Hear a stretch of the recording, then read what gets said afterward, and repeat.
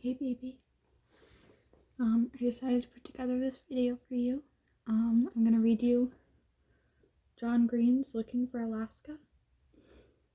I don't know how long I'm gonna read for, but I'm probably gonna post this to YouTube so that you'll always have a little bedtime story whenever you want to hear me read you to sleep.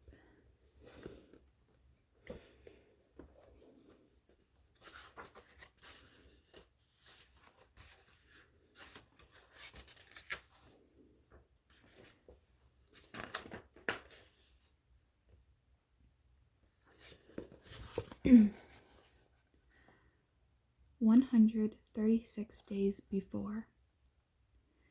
The week before I left my family in Florida and the rest of my minor life to go to boarding school in Alabama, my mother insisted on throwing me a going away party.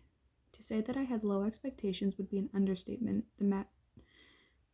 Would be to understate the matter dramatically. Although I was more or less forced to invite all my school friends, i.e., the ragtag bunch of drama people and English geeks I sat with by the social necessity in the carnivorous cafeteria of my public school. I knew they wouldn't come. Still, my mother persevered, awash by the delusion that I had kept my popularity secret from her for all these years. She cooked a small mountain of artichoke dip. She festooned our living room in green and yellow streamers, the colors of my new school. She bought 24 champagne poppers and placed them around the edge of our coffee table. And when the final Friday came, when my packing was mostly done, she sat with my dad and me on the living room couch at 4:56 p.m. and patiently waited for the arrival of the goodbye to Miles cavalry. Said cavalry consisted of exactly two people: Marie Lawson, a tiny blonde with rectangular glasses, and her chunky, to put it charitably, boyfriend Will. "Hey, Miles," Marie said as she sat down. "Hey," I said. "How was your summer?" Will asked. "Okay. Yours?" "Good. We did Jesus Christ Superstar. I helped with the sets. Marie did the lights," said Will. "That's cool," I nodded knowingly. That about exhausted our conversational topics. I might have asked a question about Jesus Christ Superstar, except that 1, I don't know what it was, and 2, I don't care to learn, and 3, I never really excelled at small talk. My mom, however, can talk small for hours.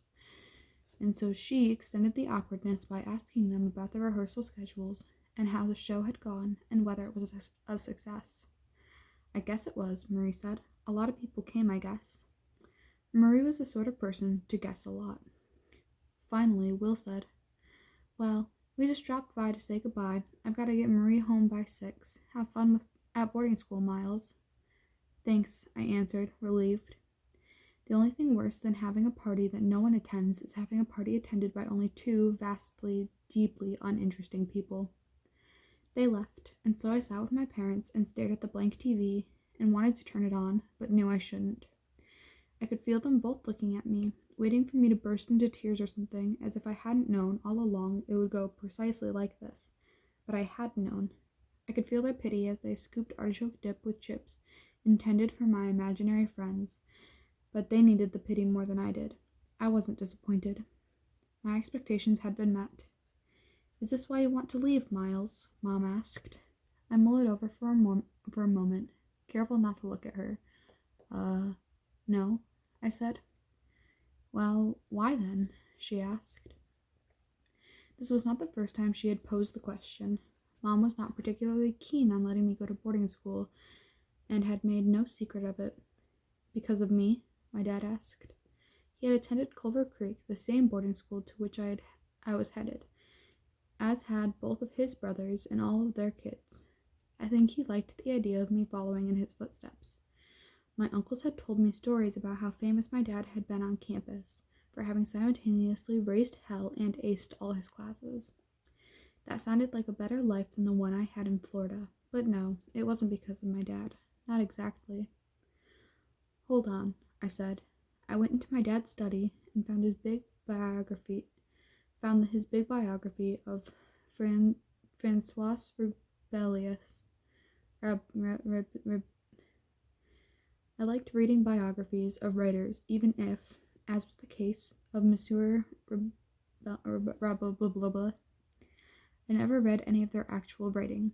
I flipped to the back and I found the highlighted quote, "Never use a highlighter in my books," my dad had told me 1,000 times, but how else was I supposed to find what you're supposed to find what you're looking for? "So this guy," I said, standing in the doorway of the living room, "Francois, he was a poet, and his last words were, 'I go to seek a great perhaps.' And that's why I'm going, so I don't have to wait until I die to start seeking a great perhaps." And that quieted them. I was after a great perhaps, and they knew as well as I did that I wasn't going to find it with the likes of Will and Marie. I sat back down on the couch between my mom and my dad put his arm around me, and we stayed like that, quiet on the couch together for a long time, until it seemed okay to turn on the TV. And then we ate artichoke dip for dinner and watched the History Channel. And as going away parties go, it certainly could have been worse. 128 days before. Florida was plenty hot, certainly, and humid too. Hot enough for your clothes stuck to you like Scotch tape, and sweat dripped like tears from your forehead into your eyes. It was only hot outside, and generally I only went outside to walk from one air-conditioned location to another.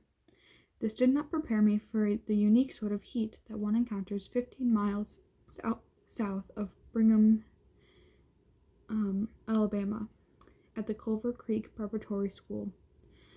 My parents' SUV was parked in the grass just a few feet outside my dorm room, room 43. But each time I took those few steps to and from the car to unload what now seemed like far too much stuff, the sun burned through my clothes and into my skin with a vicious ferocity that made me genuinely fear hellfire. Between Mom and Dad and me, it only took a few minutes to unload the car, but my un-air-conditioned dorm room, although blessedly out of the sunshine, was only modestly cooler. The room surprised me. I'd pictured plush carpets, wood-paneled walls, Victorian furniture. Aside from one luxury private bedroom, I got a box.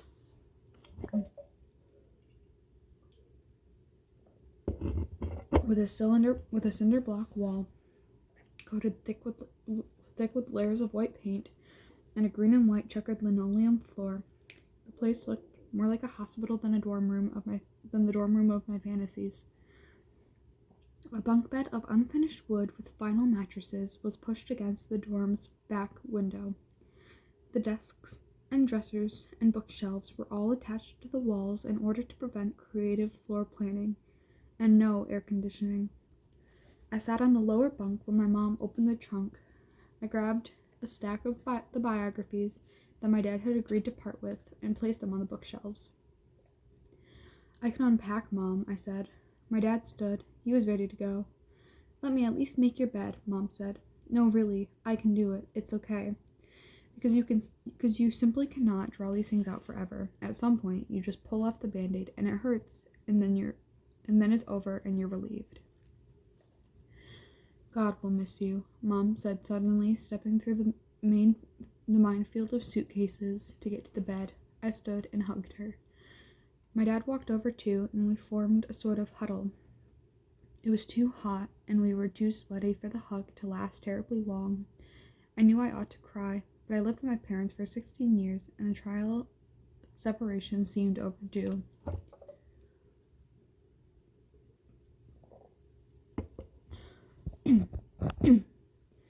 "Don't worry," I smiled. "I's gonna learn how to talk right Southern." Mom laughed. "Don't do anything stupid," my dad said. "Okay. No drugs, no drinking, no cigarettes." As an alumnus of Culver Creek, he had done the things I had only heard about, the secret parties, streaking through the hayfields. He had always whined about how it was all boys back then, drugs, drinking, and cigarettes. It had taken him a while to kick smoking, but his badass days were now well behind him. "I love you," they both blurted out simultaneously. It needed to be said, but the words made the whole thing horribly uncomfortable. Like watching your grandparents kiss. I love you too. I'll call you every Sunday. Our rooms had no phone lines, but my parents had requested I be placed in a room near one of Culver Creek's 5 payphones. They hugged me again, Mom, then Dad, and it was over. Out the back window, I watched them drive the winding road off campus. I should have felt gooey, sentimental sadness, perhaps. But mostly, I just wanted to cool off. So I grabbed one of the desk chairs and I sat down outside my door in the shade of the overhanging eaves, waiting for the breeze that never arrived. The air outside sat as still and oppressive as the air inside. I stared out over my new digs, 6 one-story buildings, each with 16 dorm rooms, were arranged in a hexagram around a large circle of grass. It looked like an oversized old motel. Everywhere, boys and girls hugged and smiled and walked together. I vaguely hoped that someone would come up and talk to me. I imagined the conversation. Hey, is this your first year from Florida? Yeah. First year? Yeah, I'm from Florida. That's cool. So you're used to the heat. I wouldn't be used to the heat if I were Hades, I'd joke. I'd make a good first impression. Oh, he's funny. That guy Miles, a riot. It didn't happen, of course. Things never happen like you imagine them. Bored, I went back inside, took off my shirt, lay down on the heat-soaked vinyl of the lower bunk mattress, and closed my eyes. I'd never been born again with the baptism and weeping and all that, but I couldn't feel much better than being born again as a guy with no known past. I thought of the people I'd read about, John F. Kennedy, James Joyce, Humphrey Bogart, who went to a boarding school, and their adventures. Kennedy, for example, loved pranks. I thought of the great perhaps and the things that might happen and the people I might meet and who my roommate might be. I'd gotten a letter a few weeks before that gave me his name, Chip Martin, but no other information. Whoever Chip Martin was, I hoped to God he would bring an arsenal of high-powered fans because I hadn't packed even one. I could already feel my sweat pooling on the vinyl mattresses, which disgusted me so much that I stopped thinking and got off my ass to find a towel to wipe up the sweat with. And then I thought, well, before the adventure comes the unpacking. I managed to tape a map of the world to the wall to get most of my clothes in the drawers before I noticed that the hot, moist air made even the walls sweat. And I decided that now was not the time for manual labor. Now was the time for a magnificently cold shower.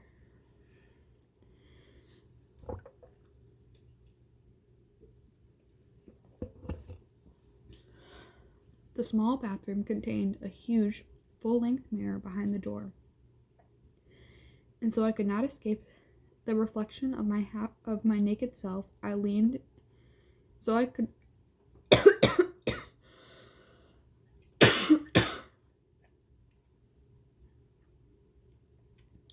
and so I could not escape the reflection of my naked self as I leaned in to turn the shower faucet. My skinniness always surprised me. My thin arms didn't seem to get much bigger as they moved from wrist to shoulder. My chest lacked any hint of fat or muscle. I felt embarrassed and wondered if something could ever be done about the mirror. I pulled open a plain white shower curtain and ducked into the stall. Unfortunately, the shower seemed to have been designed for someone approximately 3 feet 7 inches tall, so the cold water hit my lower rib cage with all the force of a dripping faucet. To wet my sweat-soaked face, I had to spread my legs and squat significantly. Surely John F. Kennedy, who was 6 feet tall, according to his biography, my height exactly, did not have to squat at his boarding school. No, this was a different beast entirely, and the dripping shower slowly soaked my body. I wondered whether I could find a great perhaps here, or whether I had made a grand miscalculation. When I opened the bathroom door after my shower, a towel wrapped around my waist, I saw a short, muscular guy with a shock of brown hair. He was hauling a gigantic army green duffel bag through the door of my room. He stood 5 feet in nothing, but was well built, like a scale model of Adonis. And with him arrived the stink of stale cigarette smoke. Great, I thought. I'm meeting my roommate naked. He heaved the duffel into the room, closed the door, and walked over to me. I'm Chip Martin, he announced in a deep voice, the voice of a radio DJ. Before I could respond, he added, I'd shake your hand, but I think you should hold on damn tight to that towel till you get some clothes on. I laughed and nodded my head at him. That's cool, right? The nod? I said, I'm Miles Halter. Nice to meet you. Miles as in, to go before I sleep? He asked. Huh? It's a Robert Frost poem. You've never read him? I shook my head no. Consider yourself lucky, he smiled.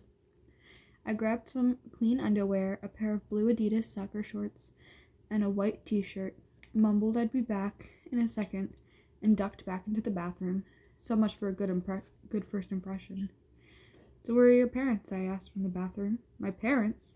The father's in California right now. Maybe sitting in his lazy boy. Maybe driving his truck. Either way, he's drinking. My mother's probably just now turning off campus. Oh, I said, dressed now, not sure how to respond to such personal information. I shouldn't have asked, I guess, if I didn't want to know. Chip grabbed some sheets and tossed them onto the top bunk. I'm a top bunk man. Hope that doesn't bother you. No, whatever's fine. See, you've decorated the place, he said, gesturing towards the world map. I like it. Then he starts naming countries. He spoke in a monotone as if he'd done this 1,000 times before. Afghanistan, Albania, Algeria, American Samoa, Andorra, and so on. He got through the A's before looking up and noticed my incredulous stare. I could do the rest, but I'd probably bore you. Something I learned over the summer. God, you can't imagine how boring New Hope, Alabama is in the summertime. Like watching soybeans grow. Where are you from, by the way? Florida, I said. Never been. That's pretty amazing. The country thing, I said. Yeah, everybody's got a talent. I can memorize things. And you can, I know a lot of people's last words. It was indulgence learning last words. Other people had chocolate. I had dying declarations. Example? I like Henrik Ibsen's. He was a playwright. I knew a lot about Ibsen, but I'd never read any of his plays. I didn't like reading plays. I liked reading biographies. Yeah, I know who he was, said Chip. Right, well, he'd been sick for a while, and the nurse said to him, You seem to be feeling better this morning. And Eisman looked at her and said, On the contrary. And then he died. Chip laughed. That's morbid, but I like it. He told me it was his 3rd year at Culver Creek. And he started in 9th grade, the first year at the school, and was now a junior like me. A scholarship kid, he said. Got a full ride. He had heard it was the best school in Alabama, so he wrote his application essay about how he wanted to go to a school where he could read long books. The problem, he said in his essay, was his dad would always hit him with the books in his house. So Chip kept his books short and paperback for his own safety. His parents got divorced his sophomore year. He liked the creek, as he called it, but you have to be careful here with students and with students and with teachers. And I do hate being careful, he smirked. I hated being careful too, or wanted to, at least. He told me this while ripping through his duffel bag, throwing clothes into drawers with reckless abandon. Chip did not believe in having a sock drawer or a t-shirt drawer. He believed that all drawers were created equal and filled each with whatever fit. My mother would have died.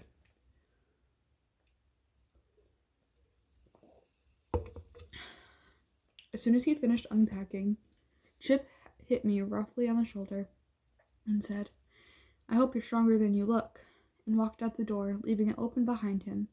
He peeked his head back in a few seconds later and saw me standing still. Well, come on, Miles to go, Halter. We've got shit to do.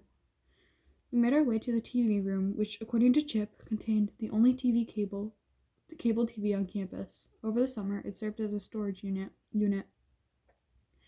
packed nearly to the ceiling with couches, fridges, and rolled-up carpets. The TV room undulated with kids trying to find and haul away their stuff Chip said hello to a few people, but didn't introduce me. As he wandered through the couch-stocked maze, I stood near my room's entrance, trying my best not to block pairs of roommates as they maneuvered furniture through the narrow front door. It took 10 minutes for Chips to find his stuff, and an hour more for us to make 4 trips back to the 4th floor. The dorm circled between the TV room and room 43. By the end, I wanted to crawl into Chip's mini fridge and sleep for 1,000 years, but Chip seemed amused to both fatigue and heat stroke. I sat down on his couch. I found it lying on the curb in my neighborhood a couple years ago, he said. He sat up the couch and he worked on setting up the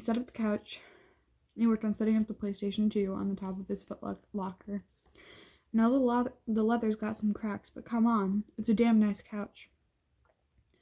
The leather had more than a few cracks.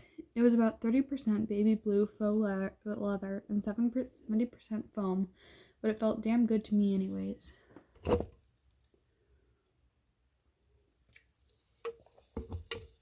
All right, he said, we're about done. He walked over to his desk and pulled a roll of duct tape from the drawer. We just need your trunk. I got up, pulled the trunk from under the bed, and Chip situated it between the couch and the PlayStation 2 and started tearing off thin strips of duct tape. He applied them to the trunk so that he could spell out coffee table. There, he said, and sat down and put his feet up on the coffee table. Done. I sat down next to him. He looked over at me and suddenly said, listen, I'm not going to be your entree to Culver Creek social life. Okay, I said, but I could hear the words catching in my throat. I just carried this guy's couch beneath the white-hot sun, and now he didn't like me? Basically, you've got 2 groups here, he explained, speaking with increasing urgency. You've got the regular boarders like me, and you've got weekday warriors. They board here, but they're all rich kids who live in Brigham and go home to their parents' air-conditioned mansions every weekend. Those are the cool kids. I don't like them, and they don't like me, and so if you came here thinking you were hot shit at public school, you'll be hot shit here. You'd best not be seen with me. You did go to public school, didn't you? I said absentmindedly. I began picking at the cracks in the couch's leather, digging my fingers into the foamy whiteness. Right, you did. Probably because you had gone to a private school and because if you had gone to a private school, your freaking shorts would fit, he laughed. I wore my shorts just below my hips, which I thought was cool. Finally, I said, yeah, I went to public school, but I wasn't hot shit there, Chip. I was regular shit. Ah, that's good. Don't call me Chip. Call me Colonel. I stifled a laugh. The Colonel? Yeah, the Colonel. And we'll call you... Pudge. Huh? Pudge, the Colonel said. Because you're skinny. It's called Irony Pudge. Heard of it? Now, let's get some cigarettes and start this year off right. He walked out of the room, again, just assuming I'd follow, and this time, I did. Mercifully, the sun was descending towards the horizon. We walked 5 doors down to room 48. A dry erase board was taped to the door using duct tape. In blue marker, it read, Alaska has a single. The Colonel explained to me that 1, this was Alaska's room, and 2, she had a single because the girl who was supposed to be her roommate got kicked out at the end of last year, and 3, Alaska had cigarettes, although the Colonel neglected to ask whether 4 I smoked, which 5 I didn't. He knocked once, loudly. Through the door, a voice screamed, Oh my God, come in, you short little man, because I have the best story. We walked in. I turned to close the door behind me, and the Colonel shook his head and said, After 7, you have to leave the door open if you're in a girl's room. But I barely heard him because the hottest girl in all of human history was standing before me in cut-off jeans and a peach tank top, and she was talking over the Colonel, talking loud and fast. So first day of summer, my grand old Vine Station with this boy named Justin, and we're at his house watching TV on the couch, and mind you, I'm already dating Jake. Actually, I'm still dating him, miraculously enough, but Justin is just a friend of mine, from which I was a kid, from when I was a kid, so we're watching TV and literally chatting about the SATs or something, and Justin puts his arm around me, and I think, oh, that's nice. We've been friends for so long, and this is totally comfortable. And we're chatting, and then I'm in the middle of a sentence about analogies or something, and like a hawk, he reaches down and he honks my boobs. Honk. A much too firm 2 to 3 second honk. And that was the first thing I thought. The first thing I thought was, okay, how do I extricate this claw from my boob before it leaves permanent marks? The second thing I thought was, God, I can't wait to tell Timothy and the Colonel. The Colonel laughed. I stared, stunned, partly by the force of the voice emanating from the petite, but God, curvy girl, and partly by the gigantic sacks of boobs of books that lined her walls. Her library filled her bookshelf, and then overflowed to waist-high sacks of books, everywhere piled haphazardly against the wall. If just one of them moved, I thought the domino effect could engulf the three of us in an asphyxiating mass of literature. Who's the guy that's not laughing at my very funny story? She asked. Oh, right, Alaska. This is Pudge. Pudge memorizes people's last words. Pudge, this is Alaska. She got her boob honked over the summer. She walked over to me with a hand extended, then made a quick move downward at the last moment and pulled down my shorts. Those are the biggest shorts in the state of Alabama. I like 'em baggy, I said, embarrassed, and I pulled them up. They had been cool back home in Florida. So far in our relationship, Pudge, I've seen your chicken legs entirely too often, the Colonel deadpanned. So, Alaska, sell us some cigarettes. And then, somehow, the Colonel talked me into paying $5 for a pack of Marlboro Lights that I had no intention of ever smoking. He asked Alaska to join us, but she said I have to find Tamaki and tell him about the honk. She turned to me and asked, have you seen him? I had no idea whether I'd seen Tamaki, since I had no idea who he was. I just shook my head. All right, meet you at the lake in a few minutes. Then.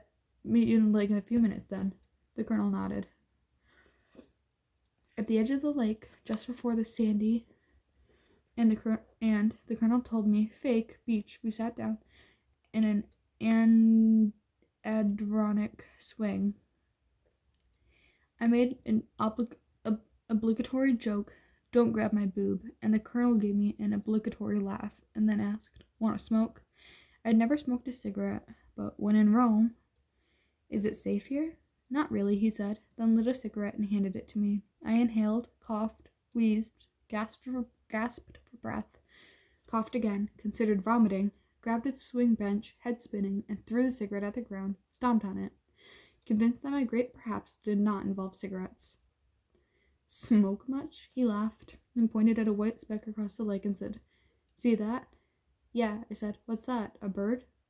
It's the swan, he said. Wow. A school with a swan, wow.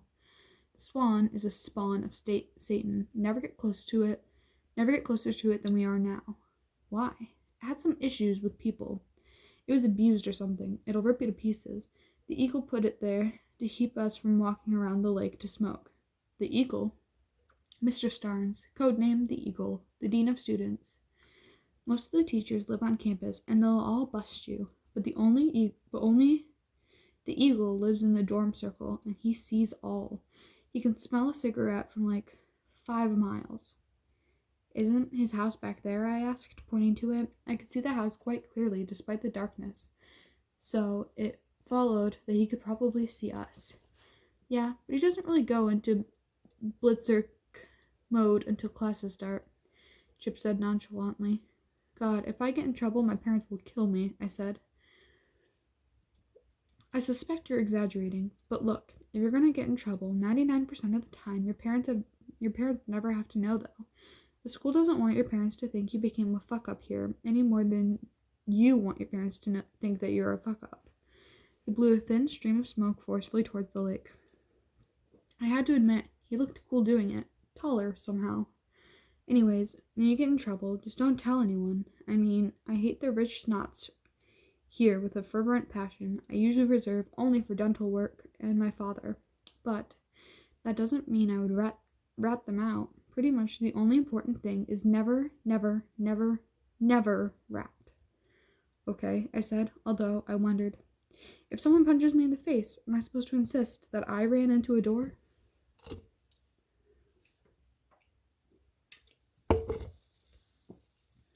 It seemed a little stupid. How do you deal with bullies and assholes if you can't get them in trouble? I didn't ask Chip, though. All right, Pudge. We reached the point in the evening where I'm obliged to go find my girlfriend. So give me a few of those cigarettes you'll never smoke anyways, and I'll see you later. I decided to hang out on the swing for a while.